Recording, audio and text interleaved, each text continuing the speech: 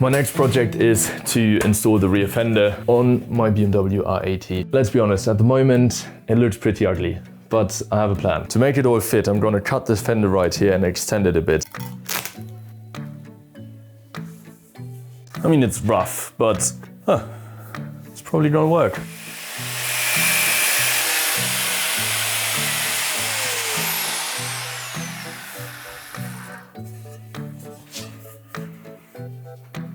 Now we need to fabricate the rear part, and for that I already bought some material, this time so much that I could actually mess up, even though I don't intend to mess up. The fender is 1.5 millimeters thick, and I thought about how I could actually get this bent into the material.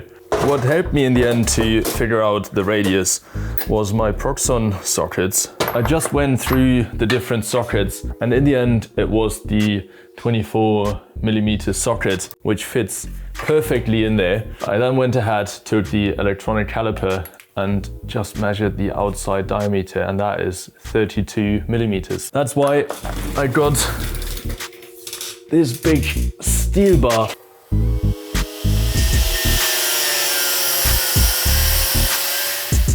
I found those angles. I can use those right here to square the plate up, and then I can put those at the edge of the table, and hopefully that will also keep the bar straight. All right, what a contraption. Hopefully that works out.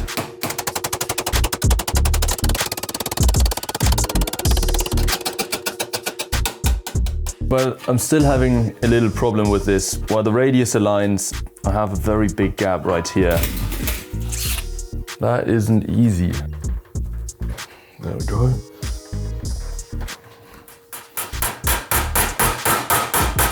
I would say that is close enough. You can still see that slight gap. I think I'll do the fine adjustment once the whole shape is as close to what I want it to be as possible. I could do this, and then afterwards, when I do the rest, it will change again. So I don't want to waste my time with that.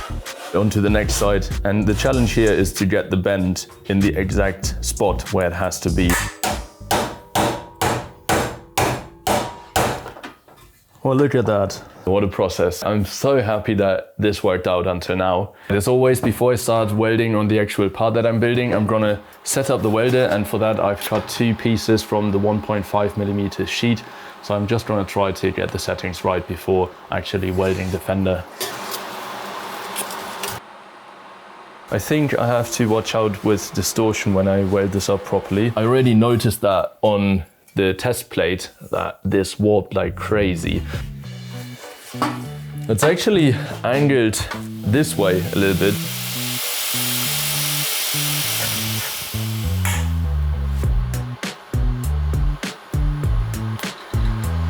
Those areas worked out very well. I just start to clean this up and then see where I have low spots and just fill those in wherever I need to.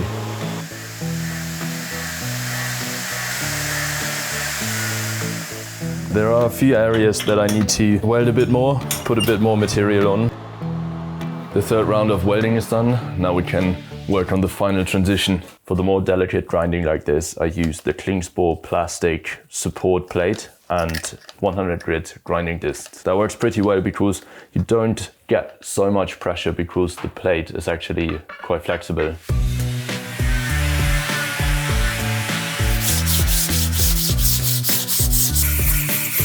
I just thought about, what if this doesn't work out in the end? So I'm not going to spend more time sanding this down.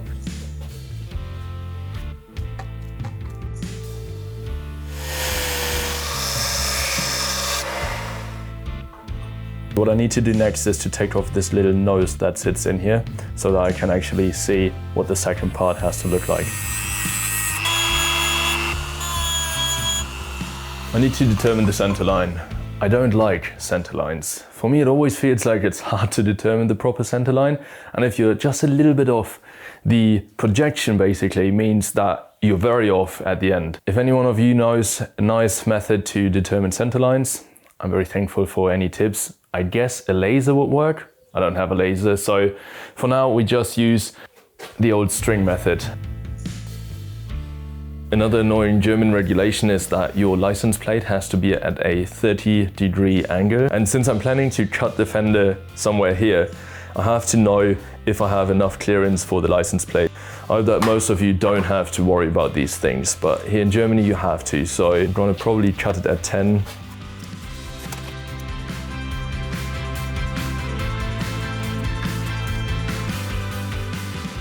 I'm doing it this way because the fender has a bend on the top. And if I'm bending this, it's not giving me an even radius. And if I transfer this onto the rear fender now, that hopefully gives me an even radius. I've tried a few different ideas and designs, and I think I'm gonna go with a straight cut, meeting it 6 centimeters in. So I'm now gonna transfer this height all around and then just see how that looks and if I need to make any other changes. I finished this up yesterday evening. It was quite tedious work, so I just went outside, did this in the sun.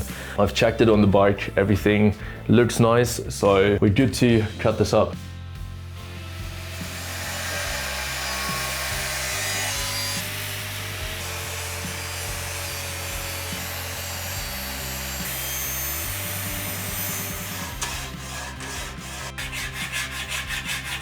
I'm pretty happy with the form already.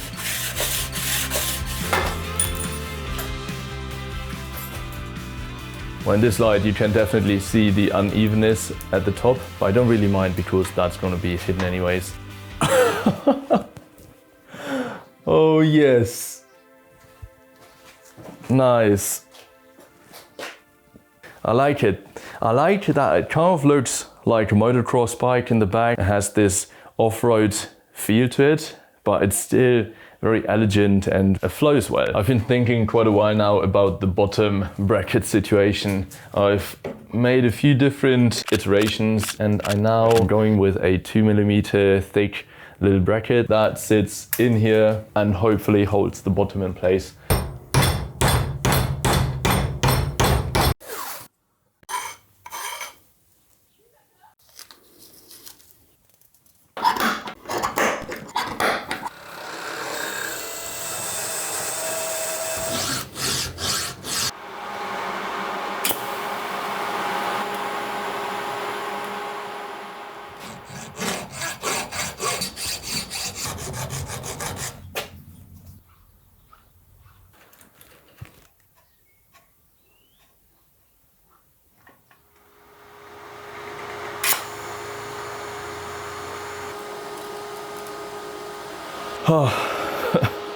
That was kind of stressful, but I think it worked out. Let's prep this and then weld it up.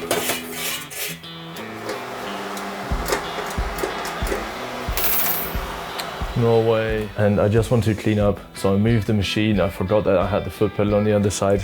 Now it doesn't work anymore. This one side of the cable just disconnected. I guess I need to solder that on there, even though I've never soldered before. It's actually good that I bought all of those things 2 years ago for the BMW. I've made a little mistake. When I clamped the bracket to the fender, I wanted to get multiple shots of that. And I didn't notice that I made dents into the fender, which is kind of stupid, just to get the shots. You always risk ruining more if you attempt to fill those up than you might repair.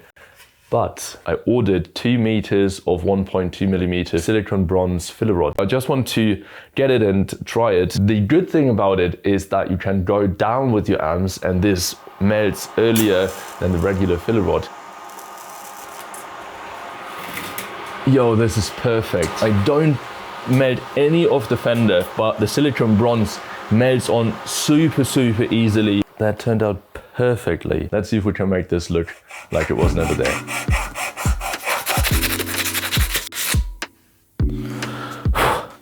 Oh, it's so warm. But look at this. I can barely tell that anything was there. There's one tiny gap right here, but we don't talk about that. For the top mounting, I'm gonna build 4 little brackets or spaces out of this 13mm steel bar.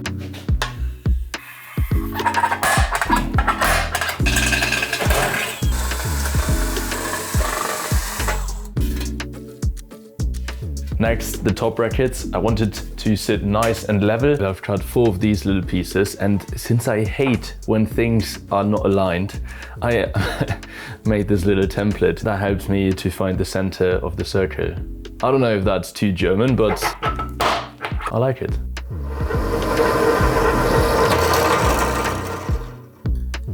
I've got the 4 spaces ready. This, at the moment, sits very high on the right side, so it needs to be bent this way. And for that, I need to individually adjust the 4 spaces that sit underneath there.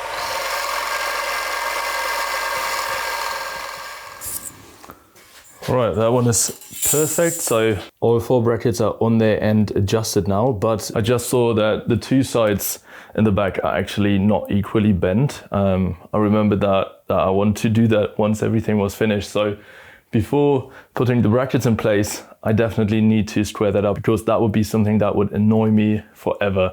So I'm gonna try something. You can see how uneven the bend is.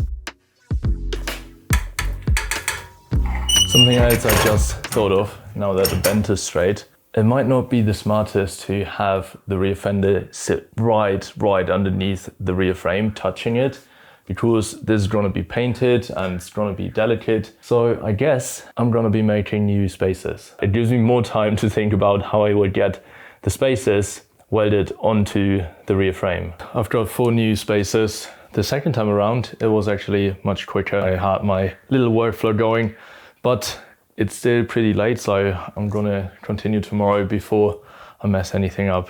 Nothing good happens after 12 o'clock when you work on your bike. At least for me, it doesn't. Welcome back. So everything is aligned and level. Now the next step is to weld the spaces to the bracket that sits in the rear frame. This is my overall plan to tackle this problem. The plan now is to take out the screws and transfer the holes. My idea now is to drill 4 holes into each of the circles so that I can weld the spaces to the bracket through these holes. Okay, so that's definitely harder to reach down there than I thought it would be. The problem I'm running into is that at the top side, the hole is already closed. But if we look at the bottom side, there's no connection between the plate and the spacer. I'm now taking my biggest countersink and just trying to open that up. With the holes looking like this, it's much easier to get a weld connection that hopefully holds. If all the spacers stay in place now, we'll be able to weld those up. Moment of truth, let's hope that everything stays where it has to stay. That would be amazing. Nice. This is so nice that that worked out. Ooh, this one is a little bit tight to get out. Huh. I don't like that. Right, I don't know if this is a smart idea, but we'll see.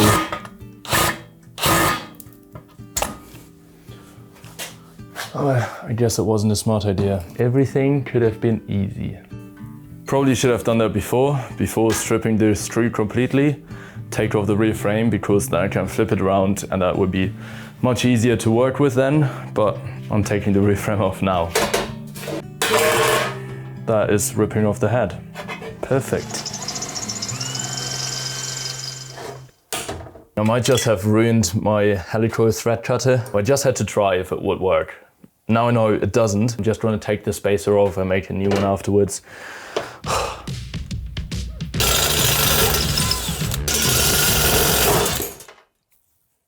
Whoa, the rest just flew right in my face. And I abandoned my rule to always wear these. This could have been so bad. The drill touched me right here. Ugh. This thing annoys me so much. This tiny spacer, what the I'm now gonna weld those up and then I'm gonna call it a day. Don't want to deal with this today. That is 3 out of 4 done. I'm happy with the welds. They look very consistent. I've put a little, I think it's called chamfer on the top, so that's not too sharp. Now we have to deal with the last one.